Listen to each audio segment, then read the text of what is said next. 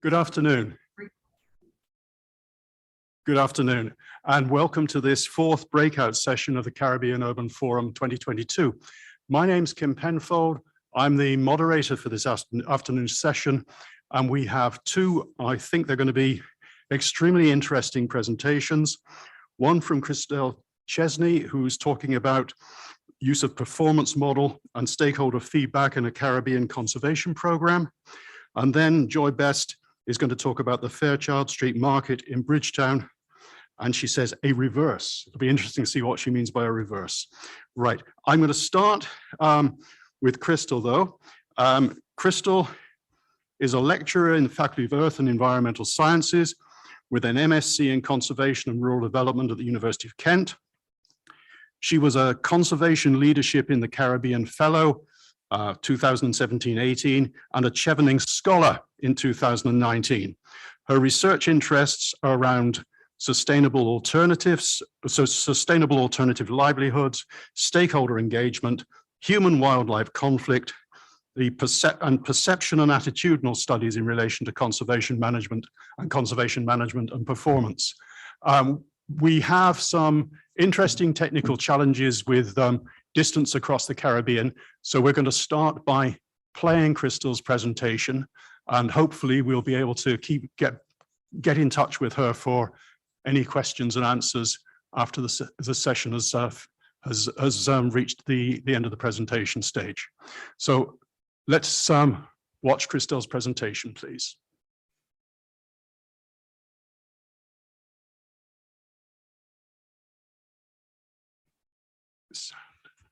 Christelle Chesney, and I'm really excited to present my work, the use of performance model and stakeholder feedback to evaluate a Caribbean conservation program.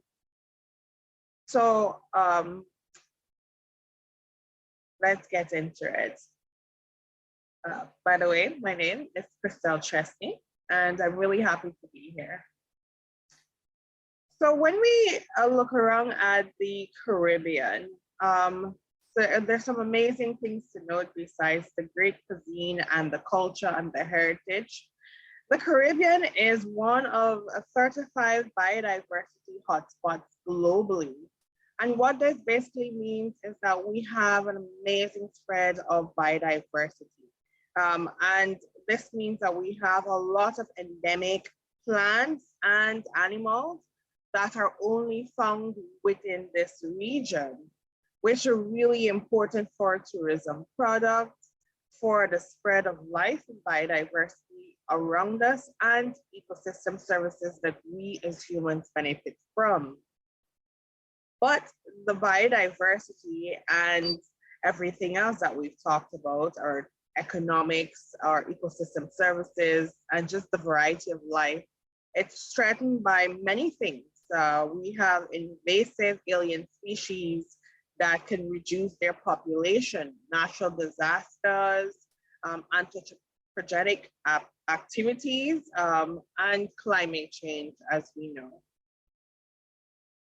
Within this Caribbean region, especially the small developing island states are very much prone to losing a lot of the biodiversity, particularly given our climate situation globally.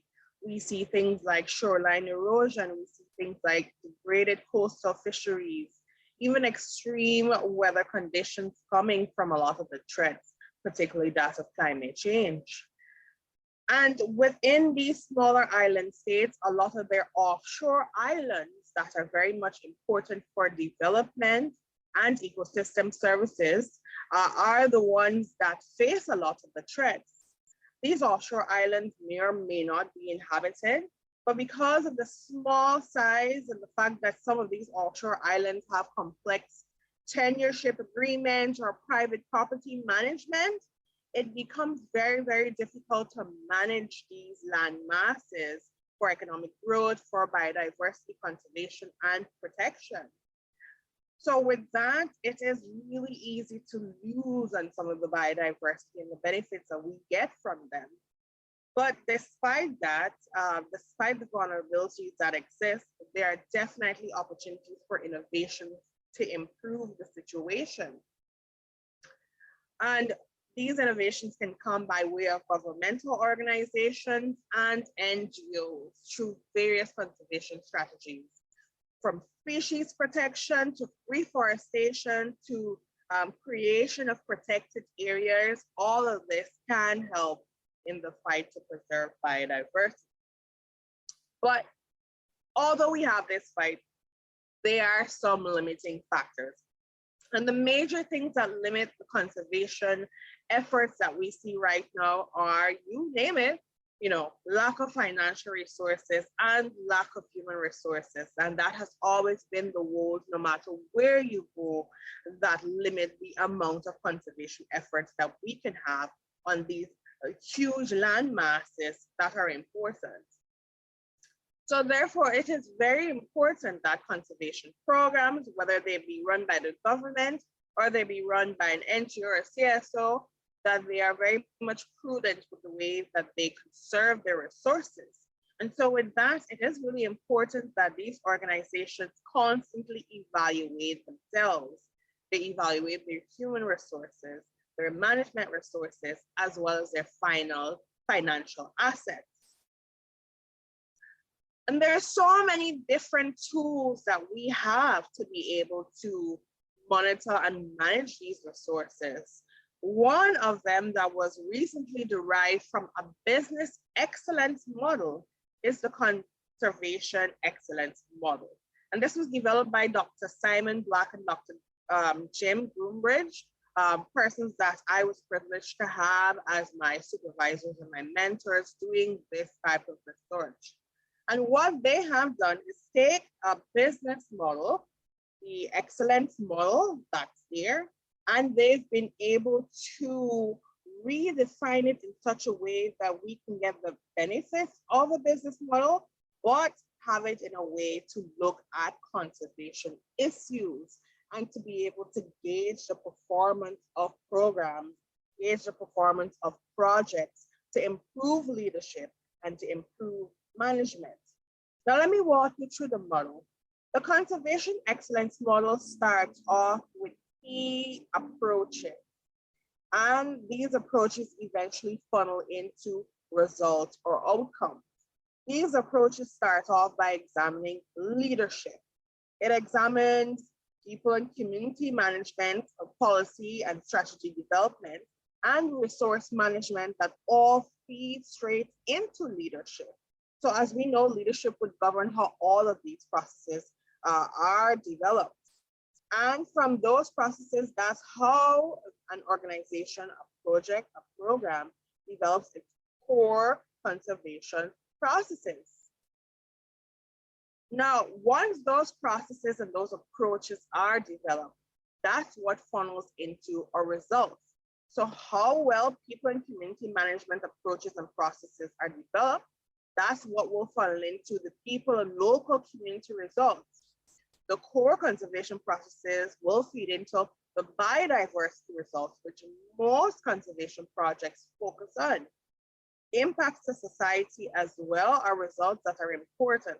How does this program affect volunteers, other organizations, people in general that are living in the area? And finally, the conservation program results. The results of the program itself. Has it grown? Has it improved? Has it accomplished the things that it said it was going to do? So using this excellence model, you were able to evaluate holistically the entire program. What's important to note is that this model has been used across the world in other Caribbean states, in the Pacific Islands, Africa, Asia, etc. One thing to note is that the CEM, or the Conservation Excellence Model, is non-prescriptive, meaning that you can use it and adapt it for self-assessment, or it can be used to allow for benchmarking among similar conservation programs. So for this research, three main questions were asked.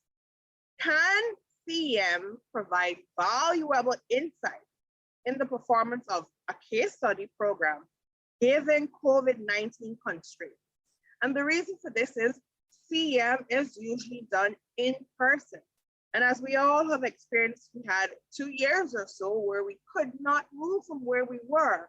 So could a CEM assessment be done from a distance? Could the use of stakeholder feedback enhance CEM assessment, thereby identification of direct problems and critical areas for improvement? And should conservation programs with similar contexts inculcate stakeholder feedback to assist self-evaluations? And all of this is to see whether or not we can improve leadership and management of these conservation programs for land protection and biodiversity conservation. So to conduct this research, we needed a case study. For the rest of my dialogue about this research, there are a few things I would like us all to know. One, that the case study that we will be using will be anonymized. So the lead organization that we will be talking about, which is an NGO that has volunteered to allow this research to happen, we will term it Great Bird. What you need to know about Great Bird organization is that they're working on offshore islands that are found in a marine protected area, protected by the government, with the government having the only mandate to do so, but not having any manpower or force or program currently active that does so. So this NGO is the only NGO that is doing the work in this area. What is also important is that this NGO is run by a governmental board with an executive officer, and that under this executive officer, we have several program coordinators that run several programs. Now, we could not cover the entire outworking of the NGO for this case study, but we've decided to zoom in on one of their programs, Program X. Now, what's important to note about Program X is that Program X has been doing several things for the conservation of the landmass, the management of these offshore islands, and the protection of the wildlife on these offshore islands. They have been doing a removal of invasive species, education and awareness of the inland population, and they've been doing biodiversity monitoring. And as we can see from the images on the right, they have been doing a spanking good job of restoring offshore landmass to luscious biodiversity area that has now even improved the tourism quality and the tourism product. So how did we go about evaluating the performance of Program X? Well, this was done using 5 phases. The first phase was a desk-based review. Second phase was the collection of social science data. The third phase was the production of a CEM document, an evaluation done by independent assessors, and benchmarking. So let's get into these phases in a little bit more detail so you can understand the processes. Phase 1, Project X has been running for 25 years. However, even with that, we found that there was some missing annual data and report. So therefore, to understand the workings of this project for the last 25 years, a desk-based review needed to be done of all their documents, scientific publications, the MOUs they had, any annual or financial reports that were available, grant reports, newspaper articles, and social media. And this was really important to understand leadership, people management, conservation project approaches, and core project approaches throughout the year. After collecting that data and really understanding on paper what has been going on with the organization, it was really important to take a step further and talk to the people to hear what they have to say. And so a total of 32 in-depth interviews were conducted with internal and external partners to the program. And this purposive sample was done to really understand persons that have a very close and intimate relationship, such as staff, regional and external partners, their views in the program, as well as external partners, such as island owners, community leaders. How did they view this program, since a strong arm of it came from education and awareness? And the thematic areas that were analyzed from these interviews focused on the positive and negative factors that affect the program. Now, after reviewing the document and compiling the thematic areas from the interviews, a report or position document was created. Now, this position document included every single section from the CEM document. So it started off with the results of the program, detailing everything from people and community results, biodiversity results, impact on the wider society, and conservation program results for the last 25 years, to say these are the results that this program has been able to produce in 25 years, followed by the approaches that they would have taken throughout that 25 years. So their leadership approach, their people management approach, resource management approach, etc. Now, from that position document, the program was then assessed by independent assessors. Now, these independent assessors utilize this rubric from the CEM model to be able to assess the approaches and the deployment of both the results and approach or processes of the program. So, for example, when we look at the approach, how well they manage people, is it the case that their policy for people management was just something that they said? Was it documented? And if it was documented, how did they come up with these approach? Did they use a framework? Was this framework backed by a renowned policy, international accepted policy? Do we see clear evidence of this framework being documented? Do we see clear evidence of this type of framework being used for all people management approaches? For example, for hiring staff, for firing staff, for disciplinating staff, for recruiting volunteers, etc.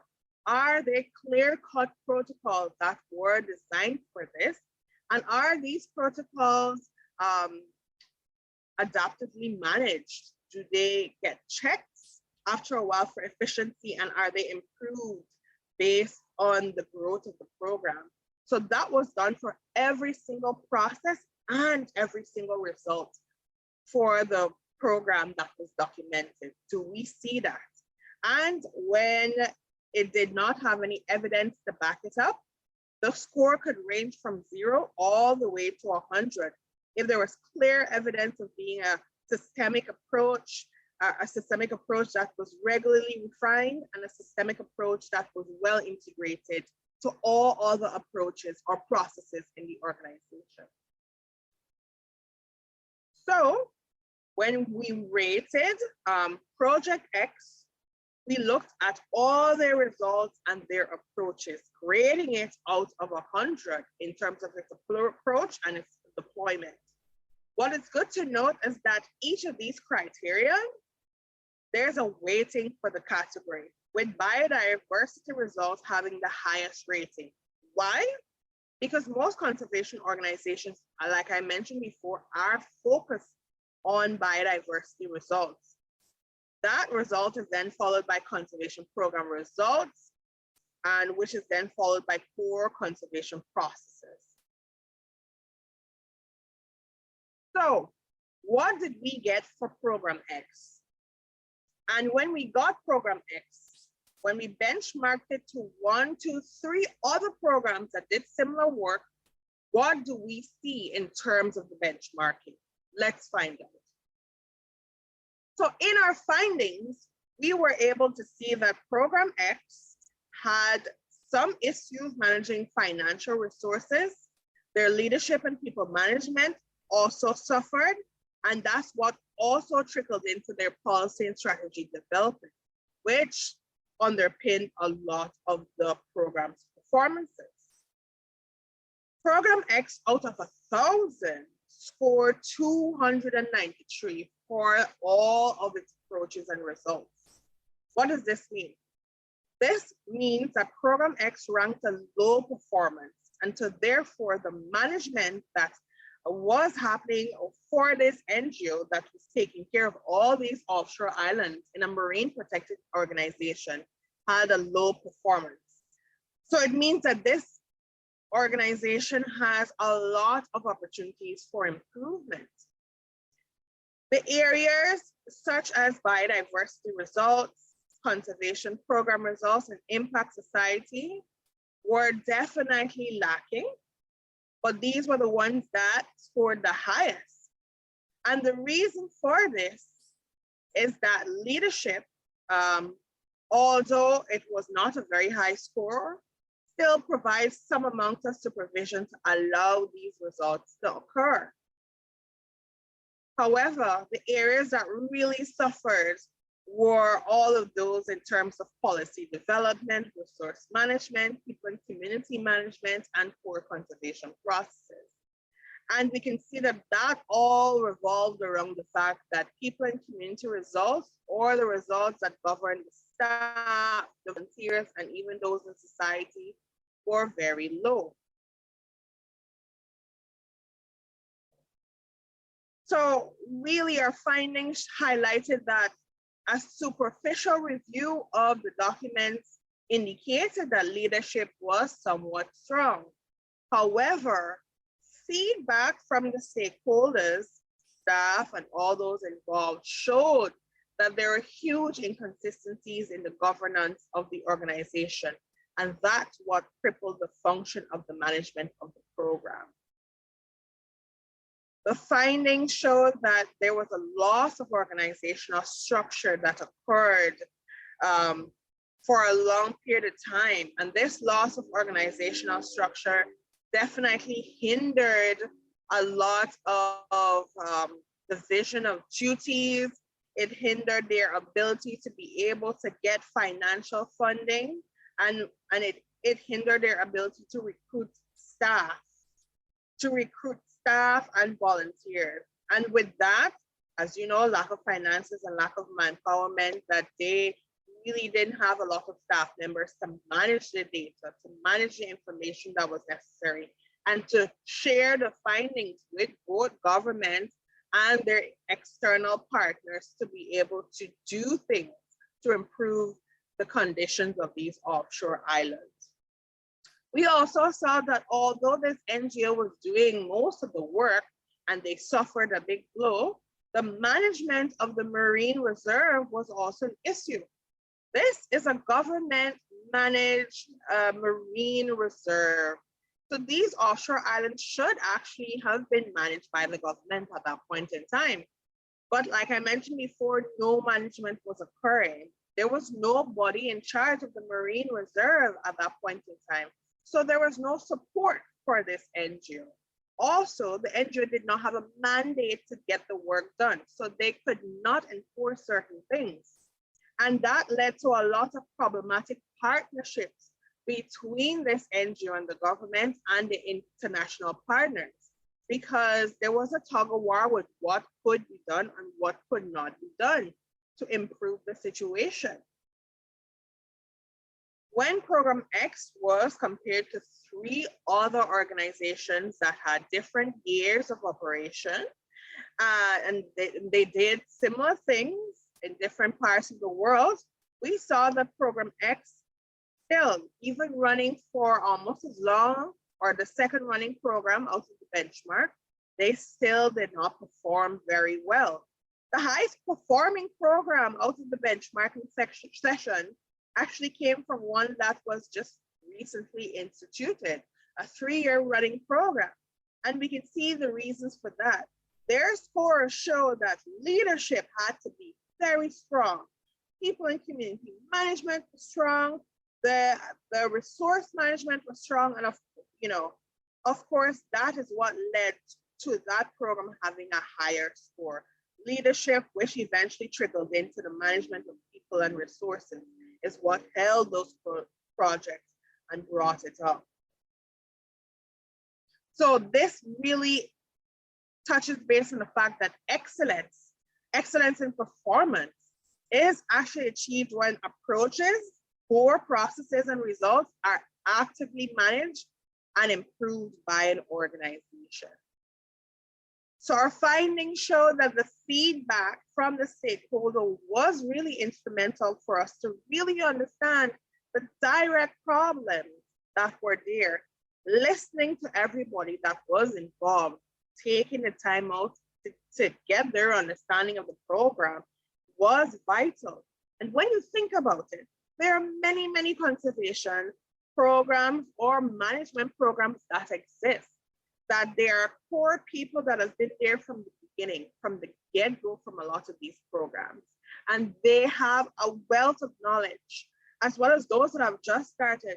They come with enthusiasm and new ideas, but there's usually not an area or mediator to be able to collect these ideas to really understand negative and positive effects of what's going on with the program.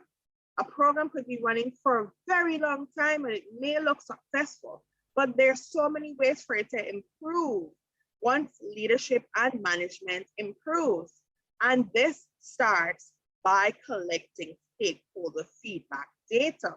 It is really important in evaluation processes to move past the documentation, move past the annual reports, move past the financial reports, and really zone into understanding stakeholder feedback to understand all the hicks and the pieces that are underpinning an organization's leadership and management. So therefore, stakeholder feedback, yes, is vital. It is instrumental in understanding discrepancies in governance and management. And this was seen in this case study. Now, you might be saying, oh my, Program X is really in a sore patch. That's true, but Program X is actually on the road to success. This research was conducted and concluded in 2020. The findings of this research was shared with Program X and Greenbird's governing body. It was shared with all stakeholders. And then we had our first steering committee meeting in October 2020 to be able to discuss this entire report and to share all the nuances of the stakeholder feedback with everyone involved. And this steering committee, a new MOU was forged with partners. They have new goals, new vision, new objectives right now. They've even revamped their leadership and their management program. The policies have improved. And I'm very, very proud to announce right now in 2022, a little under 2 years after having this done, Program X is actually succeeding. They have been doing much more work with greater government buy-in now to conserve these offshore islands. So Program X is doing much better, and these evaluations are so important. And it really does stress me to hear from everyone. What they say matters, it really does. This brings us to the end of my presentation. These are my results. Now, I'm very much excited and open to questions, comments, and feedback on the work that I would have presented. And I thank CUF so much for having me here. I also have my contact details listed on the screen for anyone that would like to make contact with me after this. But this was so great, and I'm so, so happy for the opportunity. Thank you so much, and I'll wait for questions.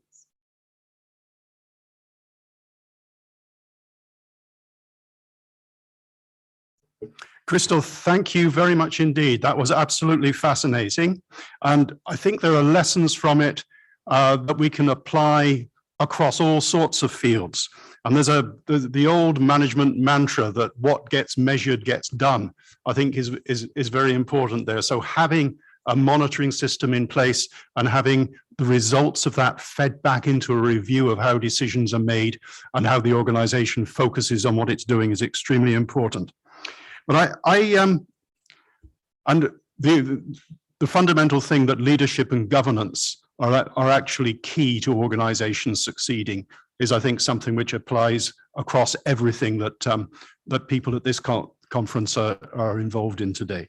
But I would like to raise one thing with you if you're available on the line, and that actually came out of one of your very first slides, which showed to the extent to which the Caribbean basin is part of a catchment area which stretches in North America up beyond the Canadian border. And that basically reminded me of just how much our environment is affected by what happens in other places in the world, particularly for us, North America.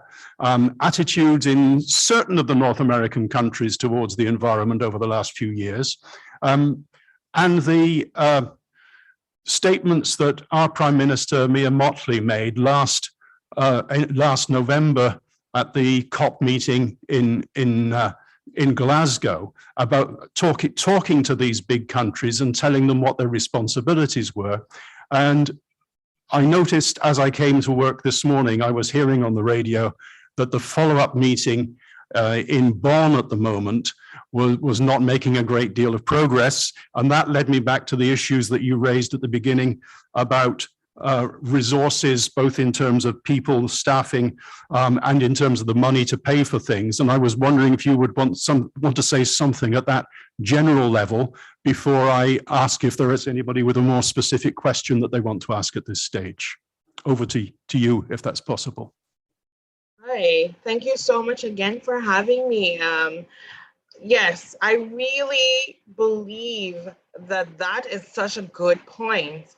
I teach environmental education at the university. And the reason I brought that up is only last week, my students and I were saying it is so important for us to understand that we are on one earth, on one globe. And the way that life is, biodiversity, the weather, air, water, is that it's never stagnant. It is always moving around the earth. And so it is very important that we should never think that one event is ever going to be isolated and not affect the other. Things that happen in the Caribbean and small developing states will have an effect on the greater world. It will. And that is why it is really important that focus is within areas that aren't as affected, within areas that still have some amount of biodiversity, some amount of stability to maintain that. Because at the end of the day, I tell my students, we all have to share the same air. We all have to share the same water. And so it is really important that the focus, the provisions, the fundings are provided because we are so connected.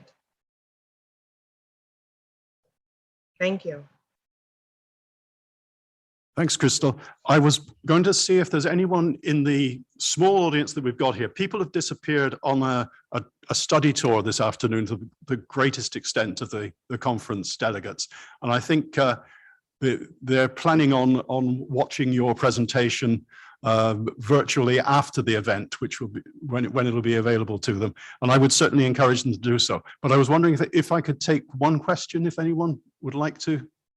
I've seen everybody scribbling notes, and I've seen people taking photographs of your contact details from the screen. Is there anybody who would like to ask something at this stage? No, they're very, very shy. So in that case, we will move on, and I will introduce Joy Best, who is going to talk about Fairchild Street Market in Bridgetown, with the interesting piece at the end of the title, A Reverse. In introducing Joy, I have to say that I know her very well as a colleague on the Barbados Town Planning Society executive. She's our current treasurer. She works very hard. She has a reputation for asking all the difficult questions, and I think she does that in her daytime job as well. She's made a tremendous contribution to making this event work today, along with members of the more technically adequate people on our executive, which excludes me. And Joy works in Barbados for the Urban Development Corporation, which focuses on the needs of lower income neighborhoods in the city, particularly in a mixture of physical, environmental, economic, and social areas. And she's going to talk about the practical problems of implementing one of their recent projects, which I think might be the clue to what she's talking about in terms of the reverse. But I think it will highlight the importance of involving all stakeholders, including the people who probably think that things just get done to them, rather than having much say in what's happening. So with that, I'll hand over to Joy for her presentation. Thank you. Good afternoon, everyone. The presentation really is Fairchild Street Market, a rebirth, but I will take the rechristening because we are trying to reverse some of the deterioration that we are seeing in the area of Bridgetown. This is the old Fairchild Street Market in Barbados. It was one very large multi-use building with an asbestos roof that was existing on this site since 1958. It contained butchers, fruit and vegetable vendors, food vendors, but the building over time really began to deteriorate very badly, and the asbestos roof did no favors for anyone. So by the 2000s, the market building was partially demolished because it really became to the point where it had to be condemned. It was not fit for use, and the vendors were moved to an outside car park area and what was then a Probin Street temporary market, which then became a mixture of more traditional market vending and food vending. So we look at then. If you look in the center of your screen, you will see what looks like a shell, the frame of the old market with what became the vendors market of Fairchild Street in the forecourt, in the car park area. The conditions in this market area were very, very bad. So just taking you through what was there to show you how we're improving the situation. The vendors, each person created their own little shanty area, but it was his castle. It was his way of forming, his or her way of making money for their family. Again, more vendors at street level, and we have to juxtapose this to the central bank where we are right now. How do we have a market operating under these conditions with the modern architecture of the central bank in the background? So the Urban Development Commission, UDC, we were requested by Prime Minister Motley to facilitate this redevelopment. And we're linking it towards the Bridgetown transformation process that is ongoing in several other areas of Bridgetown. And to do this, we worked alongside the Markets Division of the Ministry of Agriculture, Food and Nutritional Security. The stakeholders.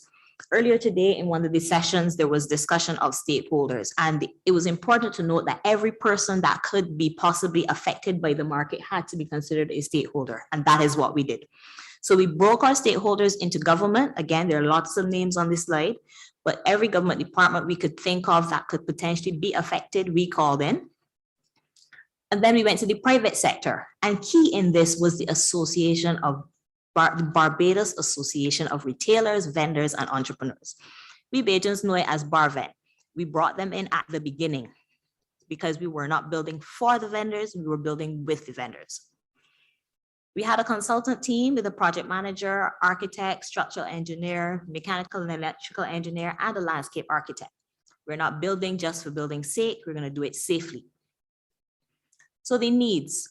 So when we think back to the structure that was there, what it became, what do we need to make it into now? A minimum of 100 stalls. Again, we still had to include the fruits and vegetable. We still need to include the food and beverage. There are cobblers still existing. Everybody likes to buy lotto tickets. There are lotto booths. Barbers and hairdressers have also set themselves up within this market and other variety stalls. But we also had to consider the butchers and a fishmonger that existed there, and they needed to go into a climate controlled facility, again stressing on safety and health standards that needed to be maintained. So each stall has to have a metered electrical supply and a metered water supply. Safety remains key on our list. Again, this is to make sure that the sanitation in the market, we're dealing with food, the sanitation had to be improved, the stall conditions themselves had to be improved, the site had to be accessible, and it met all food health standards. So food prep sinks, handling of fats, oils, and greases, hot water within these food handling stalls. So the design process, we went through the consultation meetings with the vendors, with the government stakeholders, with markets division. We had an idea of what we wanted. Then we went into a design charrette where we went through and said, okay, if this is what we want, where do we put it? And I must say at this point that when we get to look at the project designs, the vendors themselves chose the design of the site layout. They said what they wanted, and that is what we went with. So this is the architect's rendition. If you look in the center of the drawing, there is a central promenade. The vendors were insistent that they wanted a space that they could use for entertainment, etc., and we took that and we integrated that into it. So the food vendors are there, there's parking, there's a cultural village, we have the butchers, etc., in a facility. So all of these things are listed in this drawing. So these special features that we had to integrate, we are in a hurricane belt. So we had to ask for resilience to at least category 3 hurricanes. We buried utility services to minimize downtime should we have an impact. The roofs are built to a 45-degree pitch, not necessarily for resilience purposes, but we are also still trying to maintain the traditional Barbadian vernacular of the chattel house. So what we did is we're building it in similar to like a chattel house village, where the roofs are pitched at 45 degrees, the buildings are cladded with Victorian plycem to maintain what is looking like a traditional shiplap configuration. There's solar lighting, and the site is connected to the Bridgetown sewer system. So again, we have to go into the engineering drawings. This is just to look at what the configuration was at the time, but as all things, they will evolve. As part of the construction, we broke it into 3 phases because we could not displace the vendors. This site is their major area of income generation. So we broke it into 3 phases. Phase 1, food and beverage, promenade, bathroom facilities, cultural village. Phase 2, fruit and vegetable stalls and the car park. And phase 3 will be the butchers and the fishmongers and the administration building. So color coordinated based on phases. The site itself is small. And in order not to displace the vendors, this is the way we chose to break it down. So phase 1, the central promenade and the cultural village. What we did is we chose to build concrete walls as we're going up, seeing the 45-degree pitch roof. See a couple more shots where we have what was the traditional shed roof type. And then the buildings, the battens are going on, the buildings are cladded. Now, taking a look at it, the vendors have moved into this phase, and this phase is operational. At night, the night shot, the place is a hive of activity. It looks really nice with the sunset in the background, but the lights that you see here are fully off-grid, they're fully solar. Again, other areas on the site. Just a drone shot of phase 1 that has been constructed and is in operation.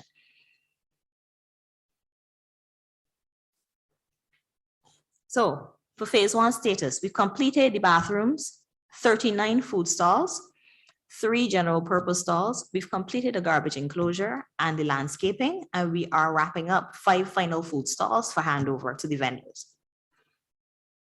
Phase 2. Phase 2 is that area where we see here in green, the area we've identified for the fruit and vegetable, variety stalls, car park areas. Drawing it a little closer to you with some more landscaping, another promenade, because again, we needed to be able to have the site walkable and fully accessible.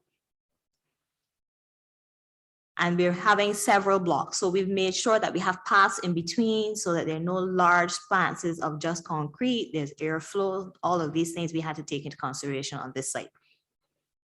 So the concerns with phase 2. Now remember, at phase 1, we had a little bit more room, but now the vendors have moved into phase 1, are in operation. So we have very little space we can work with. we have a lot of contractors because UDC, in addition to providing social assistance programs, we also look at capacity building within the contractors we work with. So we don't work with large contractors, we work with smaller contractors. And as we work, we have integrated those contractors within this project. So again, we have multiple contractors storing materials, making sure that they don't trip up over each other. Dust and noise occurs on construction sites. Again, the vendors are still in operation, so we cannot disrupt them. And then there's parking. The site is in full use. So we had some minor issues in the beginning with the patrons on the site. The status, we have contracts issues. Some are coming to completion. We are awaiting approval for other components, and the work is ongoing. Phase 2 started where we cleared the area where the vendors were in operation. And we have hit the ground running. So we're seeing the floors going in. And then there's phase 3, which is the butcher's facility and the administration facility. This particular one is the one that will take the most time because of the constraints that we have in what is necessary in this area. This facility requires cold storage, frozen facilities, as well as chillers. And these things, as you would understand with commodity pricing and commodity availability at this time, these are long lead items that will be on their way. And if you look at the project challenges, let's be frank, a project like this, we've had a lot thrown at us. Besides COVID, last year, next door threw us for a loop when we had quite a bit of ash. Then we had Hurricane Elsa. And then we had to deal with the price increases. So we started with the budget of X, and then the budget became X plus because of the price increases. The site size has been a limiting factor because we couldn't spread out and do as we wanted and build everything one time and have everybody move in. The need to minimize vendor disruption. It took us about 6 weeks or so between handover of the stalls in phase 1 to full demolition of the vendor stalls, because they had to do things like make utility connections, get their equipment moved over and get themselves set up, because we could not have downtime. Any day these vendors don't work, that is money that does not go into their households. We look at material and labor availability. After Hurricane Elsa, materials became high demand. Everybody needed to make repairs. So construction sites wanting materials for use in their construction had to compete with the people wanting to do repairs to their homes. And multiple contractors. And let's be frank, one contractor can do a program that will work for the entire site. Multiple contractors, multiple programs every day. And we need to work in collaboration with each other, and everybody may not communicate as effectively as they should. And then it became scope creep with other challenges because, again, when we encounter certain problems on site and we need to make adjustments, the scope then ended up changing. That's the end of my presentation. Thanks for having us at the Urban Development Commission. If you want to go, we took a couple people on tour yesterday afternoon, and I think it was very well received. I'll hand back over to Kim now. Thanks. Thank you very much, Joy. I went on the tour yesterday afternoon. I think it's very useful to get the detail behind it, having been there. What I can say, it is a thoroughly lively place. I got accosted by a gentleman who was very disappointed to see that I was drinking water. So, and already with just phase 1 operational, it's obviously a place that's working, and it serves a function in the area, and its location makes it work, and presumably traditionally made it work. So I, again, am going to give Joy one question before I open it up to everyone else, which is really picks up on the fact that in this brochure, the printed program, it does say a reverse. Now, that, two-part question. First part, is that a typographical error? And the second part is, having done what you've done so far, what have you learnt that you might do differently in a similar exercise down the road? You said you wanted an easy question. The reverse is a typo, but I think that it fits based on having explained it and seen what's happening. We are reversing the deterioration that is happening in that section of Bridgetown at this time, right? So we try to halt that reverse, so it can fit. But the second question, what will we do again differently. not We yeah. do differently.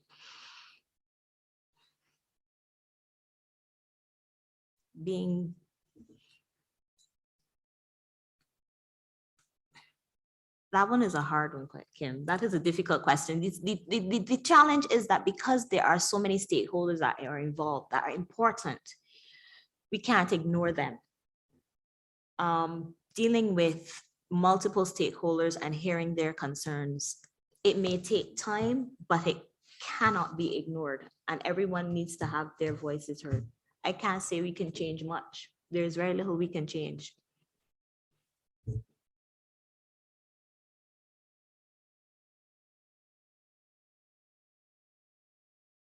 Okay, thank you, Joy. I'm sorry if I asked a difficult question, but always when you do a project, you have to learn for the next one, and I think you would be doing that anyway. I've got a question that's come in on the chat first of all from Petal J. The names are a bit cryptic on the chat. How much, if at all, do you construct with alternatives of green local materials in this project as a means to cut costs and improve resilience? Barbados is very resource scarce. So what I will say is a lot of our materials, lumber, etc., we have to import.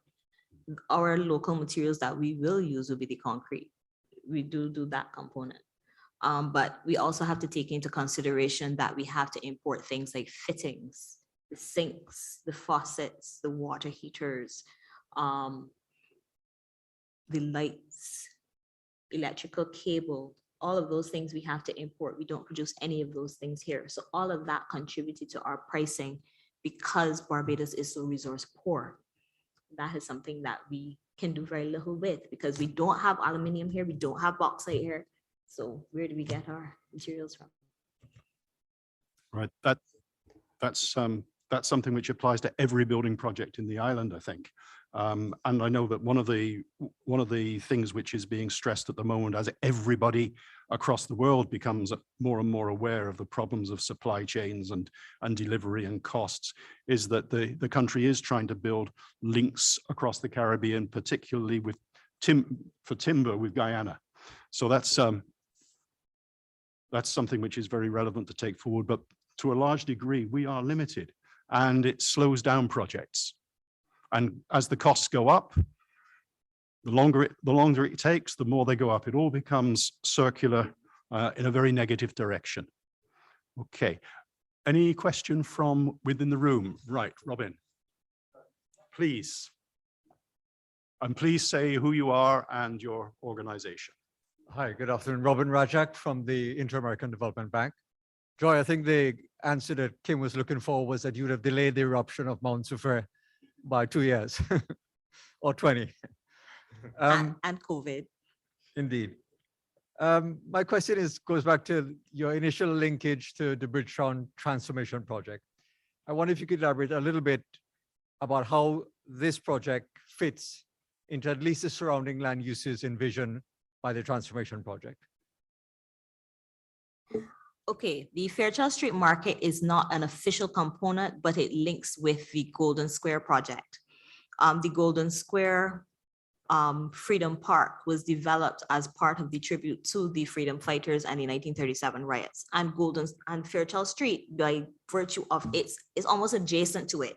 It's almost like if it's the food court to serve that project. So Fairchild Street, when it is finished, will be a direct, they're almost, I don't want to say almost like a 45-degree angle across from one another. So Fairchild Street supports the food and the beverage and that kind of component, and Golden Square supports the event space and the relaxation. Does that answer your question? The question, Norma, oh, sorry, Robin, you want to follow up? No, I was just going to say, yes to a degree, but the idea would be to understand for future sub-projects, how the surrounding land uses fit in so that you could even be very deliberate about the connections and the way functionally the larger space would operate. And I think that's what I haven't seen a lot in the public domain as to what the different elements of the Bridgetown Transformation Project would be And given that this is a fairly substantial start, just linking that in conceptually and in terms of spatial use of property in the city. Okay, Bridgetown transformation, we are looking at the fact that the city itself, treat the city as an organism. Where the city, in order for an organism to exist, it needs to have its cells. And we, the people, would be the cells transporting things through the city, or the vehicles moving the people, the food through the city, the organism. So Bridgetown transformation looks at introducing a lot of green spaces into a city itself that many people say is dying, but it isn't. So these spaces are being created to keep people in Bridgetown, let them increase the safety of Bridgetown, increase the usability of it. Many people see spaces and don't think the spaces are for them.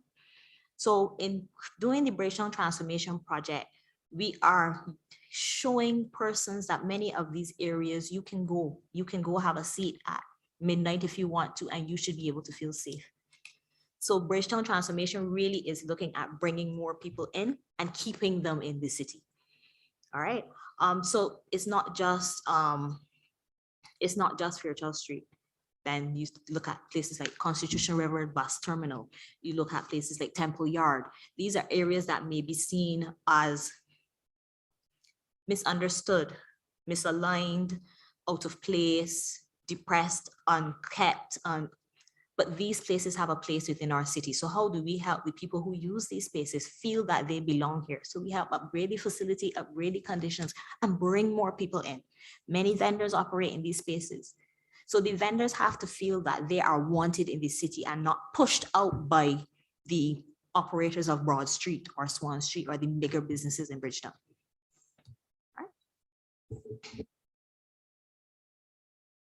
A question in the back of the room, please, next. Good afternoon. I'm Norma Shorey, and I'm a management consultant. I was really pleased to hear about the many things that you did for the community consultations, to get the communities involved, to get them part of the dialogue so that they would feel happy with what was being developed. I just wondered whether there were any things that you had done specifically related to change management that you could share, because I think that whatever approaches that you might have considered, used, done, or could have done differently would be helpful to other projects that are looking at regenerating cities. Change management is the hardest component of this project, I do believe. The vendors are accustomed to doing things a particular way in a particular space. And when we were dealing with the transition, the phase transition to have the vendors move into the space, one of the first complaints that they said was, this space is too small. But it wasn't really a case of the space was too small. It was a space that was unfamiliar to them, because in most cases, the space was bigger than what they were really working with. But then we had to explain to them that there are certain rules that they had to operate with. If you are in this particular type of stall, you cannot cook food because it is not equipped for you to safely do so. So then we were able to try to get some training sessions with the vendors through the BTII and Hay Communications, because again, we are working with the government consultants to do training with the vendors, because training was important. The vendors had to feel that they were, and not feel alone, but the vendors were involved, and they couldn't feel that we did it to them. It was with them, and not only for them. We built it for them, but it is with them. Thanks, Joy. I'm going to take one from the chat then, and then there's a lady in the front row who wants to ask something. It gives her time to reach the microphone. This relates back to the consultation process again, and people are obviously interested in this. Can you elaborate a bit on the consultation process, which you've just done, I think, Joy, but what it then says, and you might want to respond to this, you appear to have got to yes in a short space of time. This is from Grace Lefouris. Yes, took time. Yes, took time because there are just under 100 vendors who are on the site. But what we did is the consultation started with the vendors' representatives. We could not possibly meet with everybody and do it because of COVID as well. Just as we were really getting the project off the ground, COVID hit. So we try to meet with the vendors and vendors representatives, explain the need for what we need, the regulatory needs. This is what they said we need to have for you. How do we make the regulatory needs work for your operations, and work with that? And the next question, please. Good afternoon to everyone. My name is Sonia King. I'm representing part of the UDC team that is supporting Joy on her presentation, and it's an excellent presentation. So I thank her for being a very good steward for the UDC. My question relates to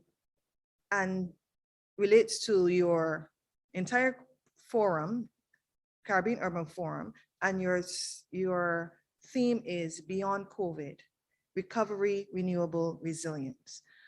Now, as a part of the process and a part of the project, I'm aware of how the Fairchild Street Market, which started pre-COVID, and we worked with the COVID experience through the project. But Joy, can you share some of the experiences that we would have had gone through when we started, your pictures would have shown the market before COVID, and you would see the transition of the market in phase 1, phase 2.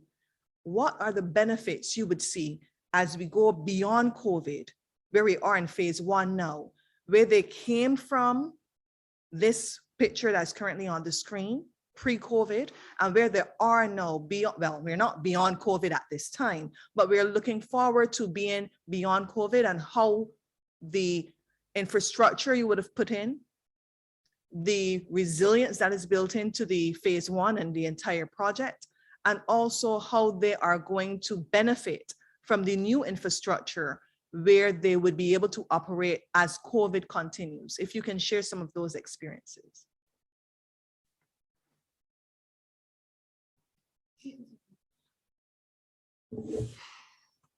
Working in an environment such as this one through COVID and dealing with the vendors and trying to keep everybody safe was one of those things that this answers Kim's question as well. That I would change. I never want to have to do something like this through COVID again, do something like COVID again. In terms of our resilience, brain's drawing a blank. These Director, you threw me for a sec.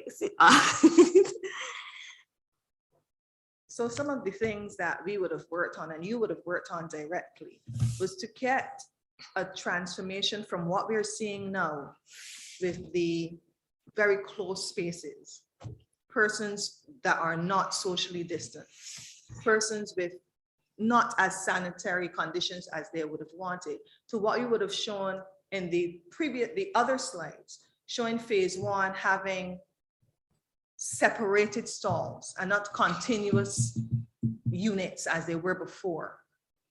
Persons who are now under more sanitary conditions, where there's space between food preparation and the customer as it was before. So we would have had best practices, having actual bathroom facilities where there were portable toilets before, having hot water, having food handling standards that were higher than they were before. So those types of things that would affect a COVID environment where they are now in that space compared to what they were before, just sharing those types of best practices so we can understand the transition of, and bringing it back to the theme of the conference, beyond COVID, especially the component about recovery and resilience. Okay, now in following, because the brain just went completely blank. In this scenario, this photo actually shows one of these scenarios. We took this facility from an original enclosed facility. And because of COVID, one of the challenges was how do we physically distance but socially interact, keep people socially interactive. And this facility, because it's outdoors, it allows for that to happen. So should we have an outbreak, heaven forbid, we never have that again, of a highly contagious illness, it would minimize the downtime of these vendors, because I don't know, I don't have a pointer that can really show you here, but the stalls are oriented in such a way that there is minimal interaction between the side-by-side vendors. So what's happening at my stall should not affect my neighbor, and vice versa. The patrons themselves, however, can transition easily between the spaces. The vendors, per their request wanted this open promenade. And the site has a free airflow going through it at all times. So they are not constrained by any confined space. And that is one of those future planning things. We also didn't mention in the presentation that they wanted it fully as an event space. I don't know if persons are familiar with the Q in the community type activity that happens in Barbados. They specifically said we want to have Q here. So this space again allows it to do so. With the solar lighting, it takes it off grid. So should there be any issues, this site can be used for feeding. Should we have a natural disaster, for example, a hurricane, the site survived Hurricane Elsa, we had no flooding, we didn't have any issues. So we're looking at having built that resilience in, should the site need to be rapidly deployed for another service, it can be with consultation with the vendors, however. Does that answer? Thanks, Joy. I'd like to just make a general point, picking up on something Joy said about the open air nature of the facility and the fact that air flows through it. It is obviously related to a situation where we have respiratory type spread disease. So one of the advantages that we actually have in the Caribbean is that we can do a lot of things outside. We can adjust our living so that our houses are more naturally ventilated. We can, some of us have space to recreate leisure activities outside of our homes, even within the boundary. Now, the issue with that is it's obviously easier for people who've got more money than people who've got less money, because they can afford the space, which I think we need to bear in mind. And in developing in the future, we need to make sure that there are open spaces available to everybody. So the outside recreation is available. If for no other reason, because it's not just physical health that's hampered by things like lockdown, it's mental health as well. Getting out and doing something outside where you're at a safe distance is actually much more workable. And I've got a general ambition for Bridgetown in that I want to see more people moving back into Bridgetown. And I want to see Bridgetown becoming much more of a mixed class community than it's become. What's happened to Bridgetown has happened to lots of cities across the Caribbean and the world, in that a lot of jobs have moved out to the suburbs and a lot of people have moved out to the suburbs. So you end up with the people who haven't got those jobs to go to. We need to get people back in there who can, amongst other things, provide jobs for the people who are there already. And I'd like to see that happen. And I think that should be one of our big ambitions for Bridgetown, and probably for other cities in the Caribbean as well, so that they become livable places again, but places which are lived in too. Okay. Let me just, what I will say to you is that what we were able to do quite successfully is by hiring smaller contractors, they themselves turned around and hired staff. So one contractor will be constrained with how much staff he can have. But by hiring several contractors, we increase the number of persons employed on the site, or employable in theory. And many of those persons did come from the surrounding housing districts within Bridgetown, which unfortunately they trended to be the lower income housing districts, but we were able to employ persons from the surrounding areas into the site. So people feel, I had a hand in this, I am going to continue to do something like this. That's absolutely brilliant. And I'd like to, it's where there might have been an economic advantage in having one big contractor. There might have been a time advantage in having one big contractor, but there's a huge social advantage in having the smaller number of contractors.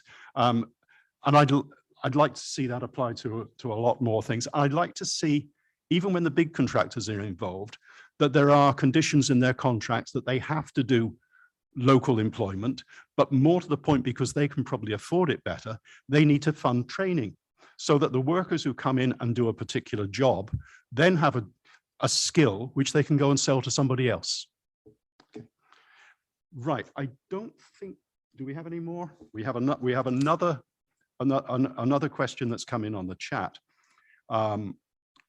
which again says, have you considered integrating sustainability or green building principles and concepts to inform new design standards in this or other projects? And this is Petal J again. Traditional Barbadian shackle house vernacular is a cooler, greener type of build. it keeps it, back when the chattel houses were in vogue, we didn't really have the electricity or whatever. The houses were cool. They had free airflow. And these were the design principles when we started to look at this project. How were we going to integrate those principles into it? So unfortunately, because of certain regulatory requirements around food, they had to be sealed. So we could not have what we call the jalousies, which are throughout the Caribbean in its architectural vernacular. So we had to take that out, but we replicated it. So that's why the shiplap Plycem boarding is there to at least replicate that and keep it there. They're lighter structures that we're going up in phase 2. Phase 1 is the concrete because it's food, but we're going into the fruit and veg and the general purpose. Lighter structures. We tried to integrate more solar power, but because each stall had to be individually metered and the requirements for each vendor, the cost benefit wasn't there for us in this way to have each vendor attached to their own solar panel. However, the site, there are plans for the site to have solar panels installed on the roofs of the structures, where the cost generated from the electricity generated will then turn around and run the overall site, because sites like this require maintenance, they require cleaning, general cleaning, pest control, those kinds of things. So that is something that is in train, but it has not yet been installed. We tried water harvesting as well, but again, the site is small. We considered where would we put the water tanks for the harvested water, then for using for sanitation, etc. But again, the site tossed water storage versus the actual construction of a stall.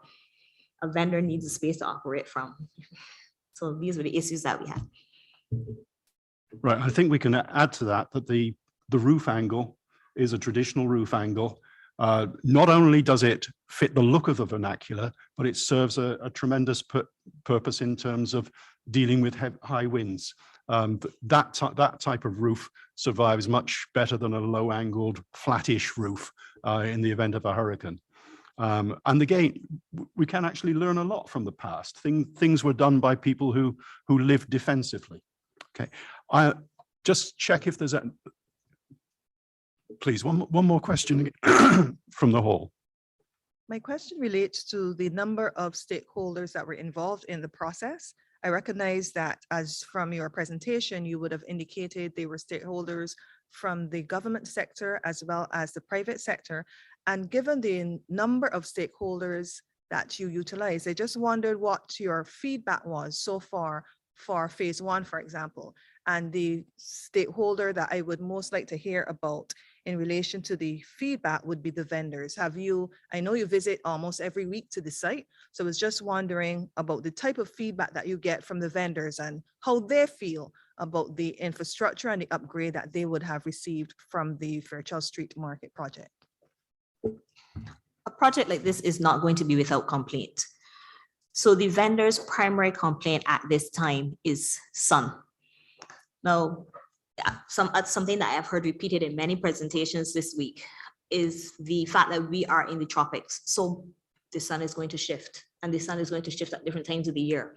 So some vendors are affected by the sun at different times of the afternoon, but that is not the same vendor each time. As the sun moves on its movement every year, the different vendors are affected at different times. So we're working with the architect at the moment to look for a sunshade that is resilient enough to everyday use, because moving parts require more maintenance and more costs, that will help deal with the vendors and their patrons who don't want the sun.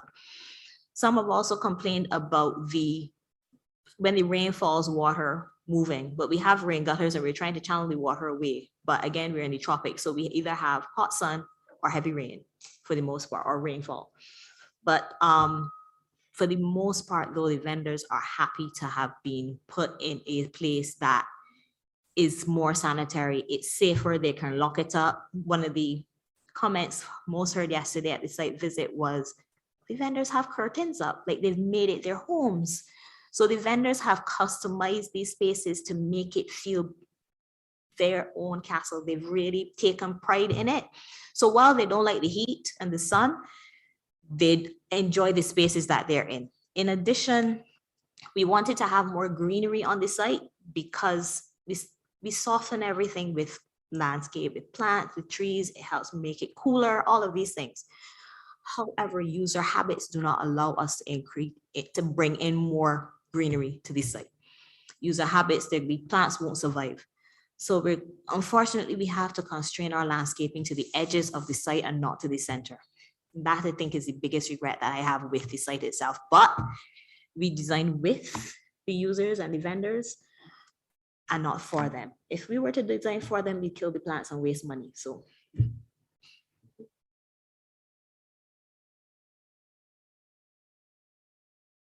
Right, thank you. Any more questions from the room? Oh, in that case, and there's not another question on the chat, I'm going to ask each of the presenters to make a final summing up statement. And I've just checked that Crystal is online still.